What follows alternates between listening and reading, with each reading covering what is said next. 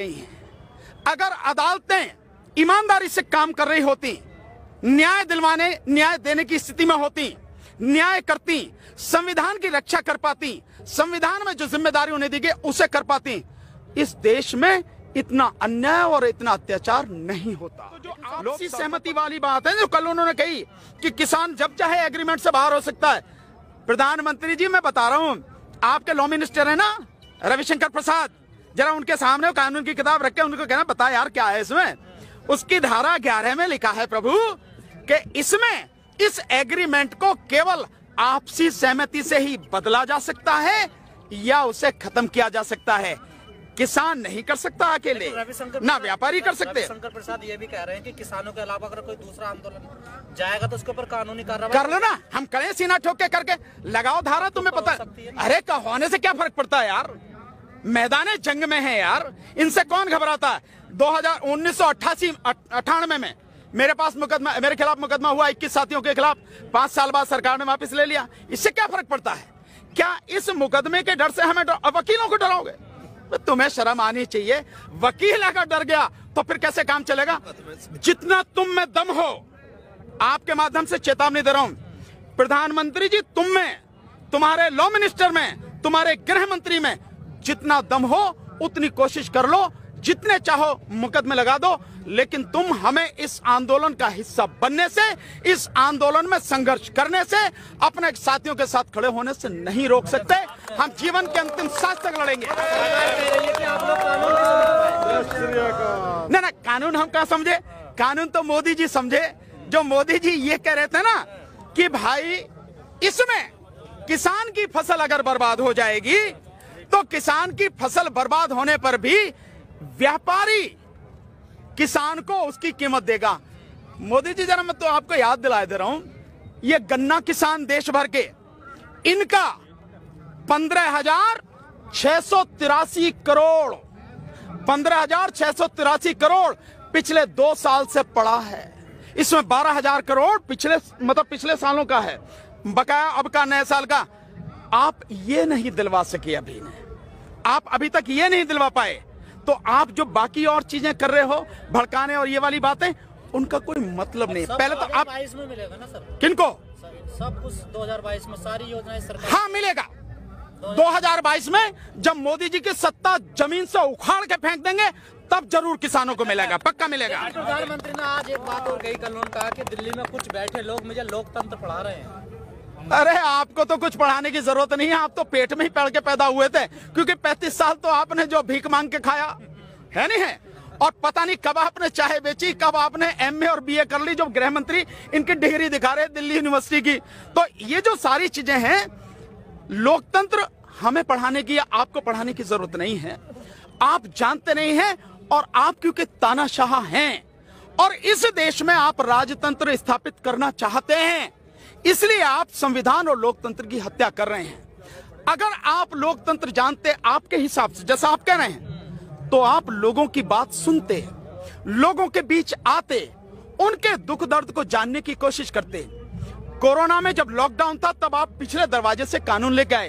आपने किसी किसान से, आपने किसी किसान संगठन से और राज्यों से कोई आपने सलाह मशवरा नहीं किया।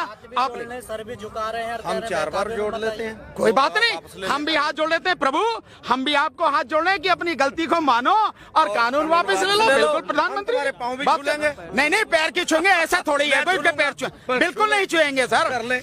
तानाशाह व्यक्ति जो देश को बर्बाद करने पर तुला हुआ है, आप उसके पैर छूने की बात छोड़िए, देश उनको सम्मान कर रहा है, यही बड़ी बात है। पैर छूने का मतलब ही नहीं है। तानाशाह बता रहे, वो कह रहे हैं आने वाले दौर में ये डेमोक्रेसी मदर कहलाई जाएगी, माँ कहलाई, काय की माँ कहलाई जाएगी, पूरी दुनिया की लोकतंत्र की माँ। तो अब ये बताने की जरूरत है, ये लोकतंत्र की माँ है। भगवान बुद्ध के जमाने में जाओ, गणतंत्र पढ़ा है, मुझे मालूम है कि आपको इतिहास की जानकारी कुछ भी नहीं है। अगर आप चले जाओ तो देश में गणतंत्र पहले थे, 10 बड़े गणतंत्र थे भगवान बुद्ध के समय में, तो डेमोक्रेसी हमारे देश में उस समय से थी। ये तो आप जैसे लोग जो आए, जिन्होंने जाति के नाम पे, वर्ण के नाम पे, धर्म के नाम पर इस देश को बर्बाद किया, तब जाके ये सारी चीजें हुई हैं। वरना इस देश में लोकतंत्र बहुत पहले से था, तुम्हें बताने की जरूरत नहीं है। सरकार को सर ये भूल तो नहीं है कि वोट हमें देंगे आंदोलन करने का? ना वो तो मैंने आपको बता दिया। सरकार इसलिए भी नहीं सुन रही, उसे हमारी वोटों की जरूरत नहीं है, क्योंकि उनके पास वोट छांकने वाली मशीन है, EVM, every vote for Modi. आपने देखा ना, तो क्योंकि ईवीएम है इसलिए आपकी और हमारी वोटों की जरूरत नहीं है। अगर हमारी वोटों की जरूरत होती निश्चित रूप से प्रधानमंत्री हमारी बात सुनते, लेकिन अन्याय और अत्याचार की भी एक हद होती है। लेकिन सर वो हद, वो सीमा अब पार हो चुकी है। अब देश का व्यक्ति इसको जान चुका है, समझ चुका है।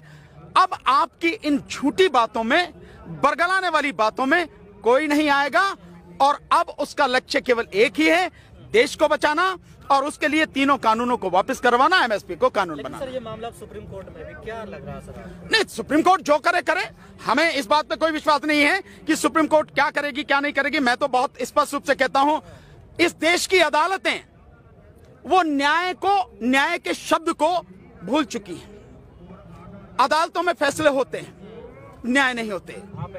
बिल्कुल एडवोकेट हूं, तभी बता रहा हूं आपको, तभी कह रहा हूं मैं। जितने लोग जेल में पड़े हैं 60% वो लोग हैं जिन्होंने कोई गुनाह नहीं किया है। जेलों में जाके देखिए आप, जो उन पे सर्वे होते हैं, रिसर्च आती हैं, उन रिसर्च में जाके देखिए आप।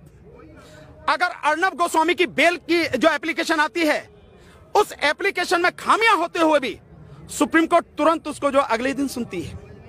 लेकिन अगर भीमा कोरे गांव के जो लोग हैं, उनकी एप्लीकेशन आती है इस बात के लिए भी कि इन्हें कम से कम मेडिकल सुविधाएं तो उपलब्ध करा दो, सुप्रीम कोर्ट के पास सुनने को वो समय नहीं है, और कहती है नीचे जाके आप जाओ सुनो। क्या माना जाएगा इसको? 83 साल के फादर स्टैनली, जिनको पार्किंसन की बीमारी है, जिनके हाथ पैर कांपते हैं, 83 साल की उम्र में उस इंसान को आप गिरफ्तार करके ला रहे हैं कि भीमा कोरे गांव में आप उस षड्यंत्र में शामिल थे, जिसका भीमा कोरे गांव से कोई, अभी सुनिए आप गजेंद्र, जिनका कोई लेना देना नहीं। जो वरवरा राव हैं, तमिल कवि, वो 82 साल की उनकी उम्र है, खाट में पड़े हैं, चल भी नहीं सकते हैं, आप उनको जेल में बंद करके रखे हुए हैं। जो एक बहुत बड़ी वकील रही हैं, सुधा भारद्वाज, विदेशों में पढ़ के आई, लेकिन छत्तीसगढ़ जैसे आदिवासी इलाके में जाके उन्होंने आदिवासियों के लिए काम किया। और आपको ध्यान होगा 2012 में एक वहां पर कांड हुआ था जिसमें तकरीबन 15 आदिवासियों को मार दिया था फोर्स ने। उसके विषय में उन्होंने कहा था कि आदिवासियों की कोई गलती नहीं, वो नक्सलवादी नहीं थे, वो आम नागरिक थे। जिसके विषय में मध्य प्रदेश हाईकोर्ट के एक जज गुप्ता जी, जिनको एक कमीशन जो था, उस कमीशन का उनको चेयरमैन बनाया गया, और अभी 1 साल पहले हुई होगी मुश्किल से, उन्होंने वो रिपोर्ट दाखिल करी, और उसमें उन्होंने वही कहा है जो सुधा भारद्वाज जी ने कहा था। ये लोग कोई नक्सली नहीं थे, महिलाएं भी थी, बच्चे थे, बेगुनाह लोग थे, आम आदमी थे, जिनको फोर्स वालों ने मार दिया। उन्हीं सुधा भारद्वाज को केवल वो आवाज उठाती इसलिए बंद कर रखा आपने। लेकिन आनंद तेल तुमड़े साहब, जो इतने बड़े विद्वान हैं, 35 किताबें जिन्होंने लिखी हैं, दुनिया की अलग अलग यूनिवर्सिटियों में जिन्होंने पढ़ाया है, आप उनको बंद करें। उनकी चीजें सुनने के लिए आपके पास समय नहीं है। उनकी बेल एप्लीकेशन, उनकी कोई एप्लीकेशन आप सुनने का टाइम नहीं है। लेकिन वो आदमी जो इस देश में दंगा करवाने के लिए जी तोड़ कोशिश कर रहा है, आर भारत का जो मालिक है अर्नब गोस्वामी, आपको उसकी बेल एप्लीकेशन सुनने के लिए टाइम है आप, और उसे आप तुरंत बेल दे रहे हैं। और आप कह रहे हैं कि किसी को अगर अच्छा नहीं लगता इसको चैनल मत देखो, तो भाई हम जो कर रहे हैं मत देखो। आप जो हमारे बात कह रहे हैं, अगर आपको बुरी लग रही है मत सुनो, आप मत देखो। आप ये समझना पड़ेगा अदालतों को कोई आप वो कर क्या रहे हैं। मैं वकील हूं इसीलिए बता रहा हूं, और मैं बहुत सी चीजें आपको बता सकता हूं, और उसके सबूत भी आपको आप ही के माध्यम से आपको रिकॉर्ड भी करवा सकता हूं। अदालतें केवल नाम की रह गई हैं। अगर अदालतें ईमानदारी से काम कर रही होती, न्याय देने की स्थिति में होती, न्याय करती, संविधान की रक्षा कर पाती, संविधान में जो जिम्मेदारी उन्हें दी गई उसे कर पाती, इस देश में इतना अन्याय और इतना अत्याचार नहीं होता, लोग सड़कों पर नहीं होता। आप कह रहे हैं सरकार